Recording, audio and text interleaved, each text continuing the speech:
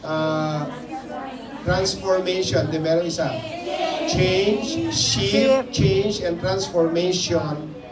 Ito ay mga catalyst. Pag sinabing catalyst, ito ay behikulo para ma-fulfill ang isang mas malaking mandato. Amen. Mas malaking pangako. Hindi mo mararating yon na walang behikulo. Ang tawag ng vehicle na yon, to be able to reach the big thing is the word catalyst. No? At ang catalyst, to be able to reach the big thing na prepare ng Panginoon, na huwag tayong matakot as per the prophecy, shift, change, and transformation. Yung shift po ay hindi po barko, ship po yun. Shift. S-H-I-F-T. Shift. Yung pagpapanibago. Yung twists and turns ng buhay natin. Huwag tayong matakot na may mga bagong mga ipinagagawa ng Panginoon. Huwag nating sabihin, ay may nakasanayan na ako. Mahirap po, tandaan natin, familiarity breeds contempt. Ang sabi po doon, nag-create ng contempt ang familiarity. Naalala niyo si Moses? All his life, 120 years old po siya. Nahati po yan sa tigko 40 anyos. So, 340, 120. Tama?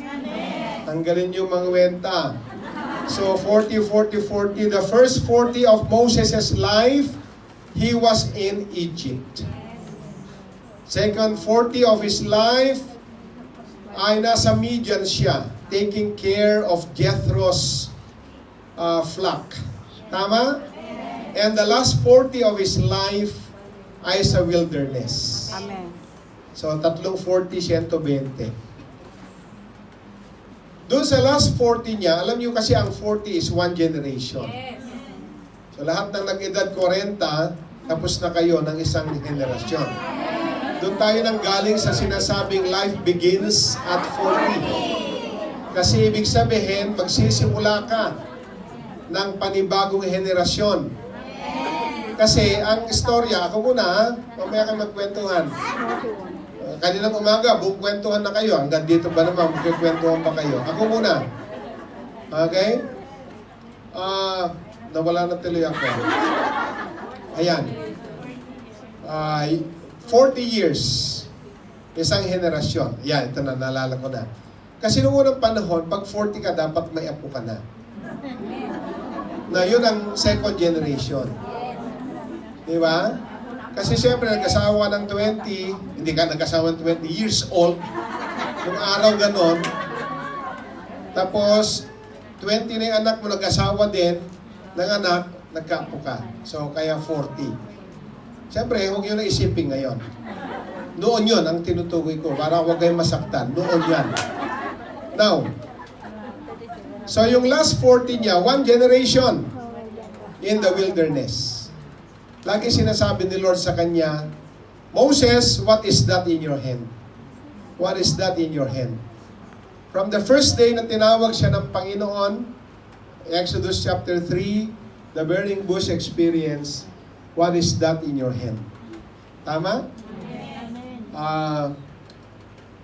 Meron siyang rod, meron siyang stick. Ito yung familiarity doon. 39 plus years. Lagi niyang ginagamit yung rod na yan o yung stick. Amen. Para paluin yung bato na magbigay ng tubig.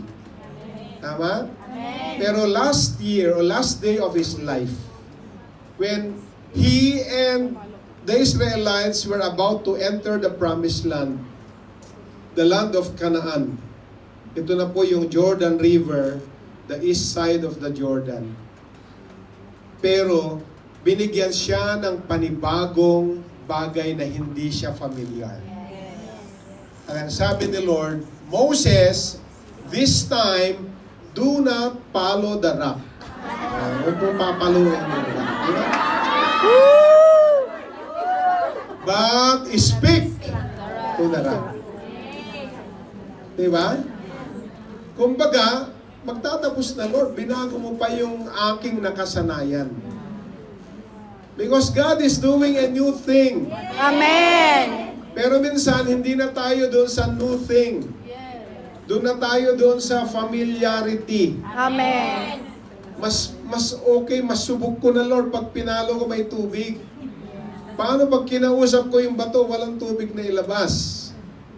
So instead of obeying the Lord's command, to speak to the rock, ginawa niya pa rin kung ano yung sanay siyang gawin.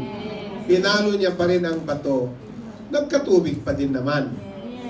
Pero, yon ang nag-disqualify sa kanya. Siya lang sana ang galing sa Egypt na nakapasok sa Promised Land. The rest, ipinanganak na lahat sa wilderness.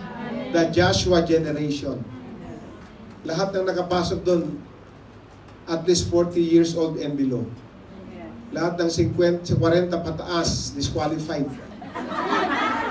Kasi ibig sabihin, ipinanganak sila sa Egypt. At dahil pinanganak sila sa Egypt, utak Egypt sila. Di ba?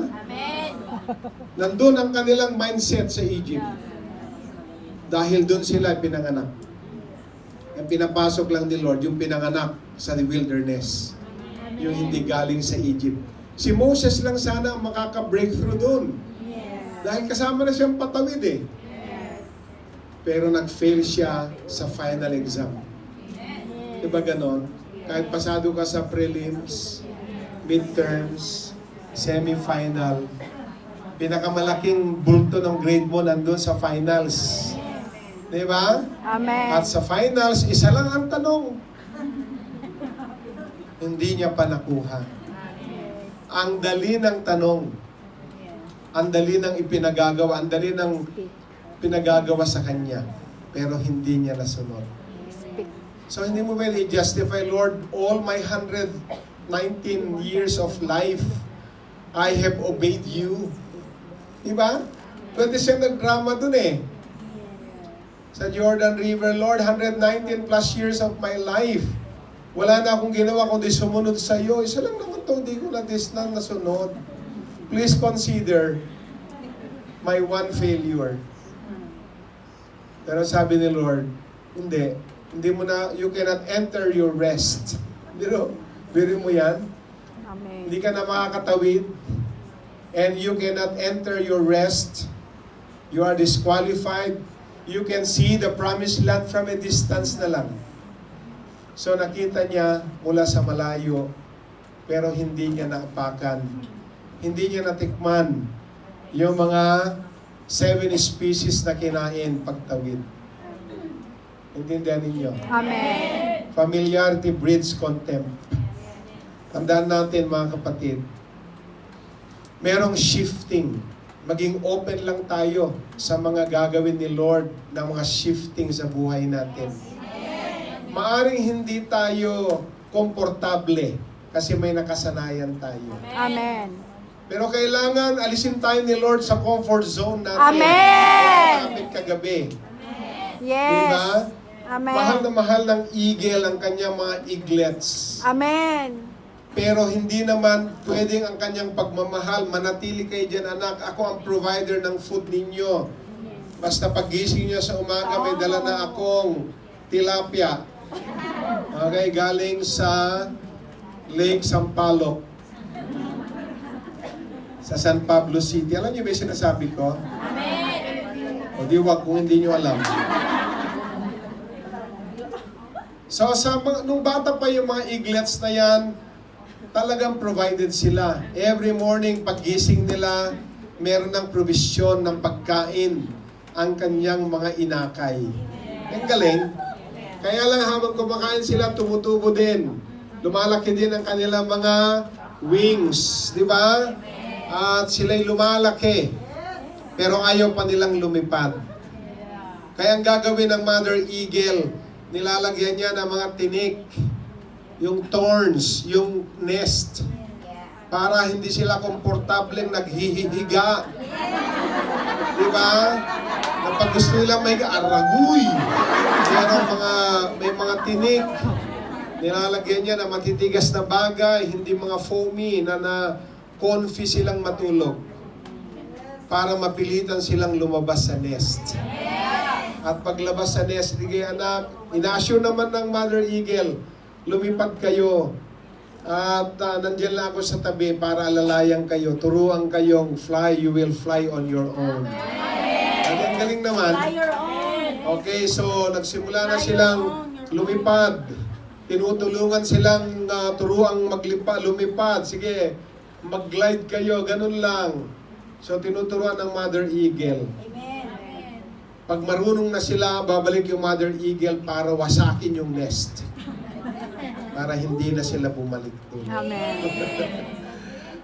Sabihin siya, walang pusong eagle, mother yan. Sinira ang uuwian namin. Hindi, para matuto ka na maging independent. So may mga shifting na minsan, yung mga comforts natin, bakit parang may tinik na ngayon? Di ba? Para hindi na ako komportable sa mga ginagawa ko. Bakit may discomfort na? Kasi meron nang nilalagay si Lord para umalis ka na dyan. Sa nest na yan. At pag iniwan mo yan, wawasakin ka niya yan. Pagbalik mo, wasak-wasak na yung dati yung tinutulugan. Para sabihin niya, anak, this time, you can fly on your own. Anak, this time, you will be independent. You do not need somebody to bring you food every morning because you can find your own food. You have the strength to provide your own food. Di ba? Ganun po yun.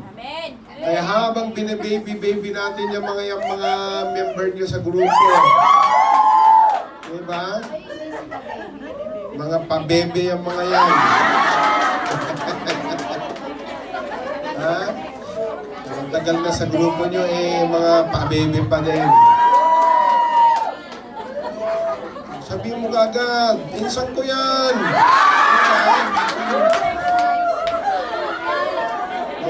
Mengos pa yung pinsan. Ganun yan.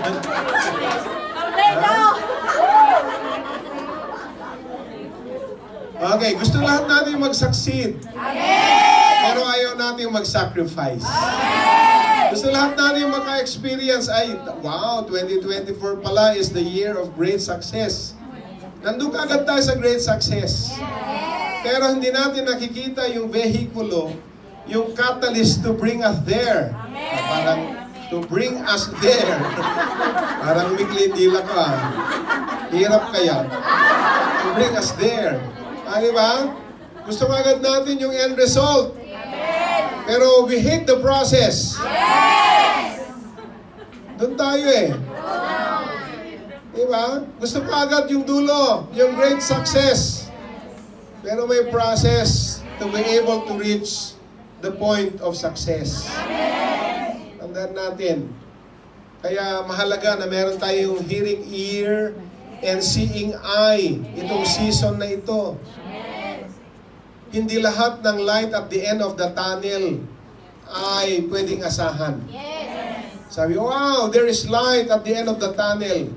Pero habang tinitignan mo, parang lumiliwanag. Yung pala, train pala parating yun.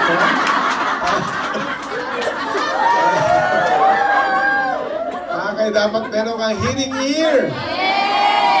Kasi pag seeing eye lang, akala mo pag-asa na to, may liwanag sa dulo ng tunnel. Pero parang lumalapit ang liwanag. Parang nagiging bright ang liwanag. Brighter, it gets brighter and brighter. Kasi wala kang hearing ear, hindi mo narinig, tuk tuk tuk tuk tuk tuk. Train na pala yun. Diba?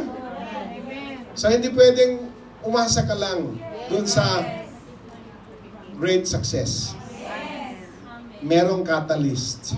And the catalyst is shifting, change, and transformation. Okay? So yan po ang nais kong i-share. Parang nagsisimula na naman ako, no? Ano ba ito? 20 minutes na lang ako, ha? Okay lang kayo? Yes! Para may lakad kayo eh. Pansin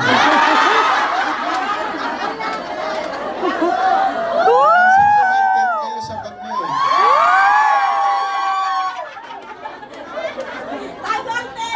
Pansin ko may videoke kayong dala eh.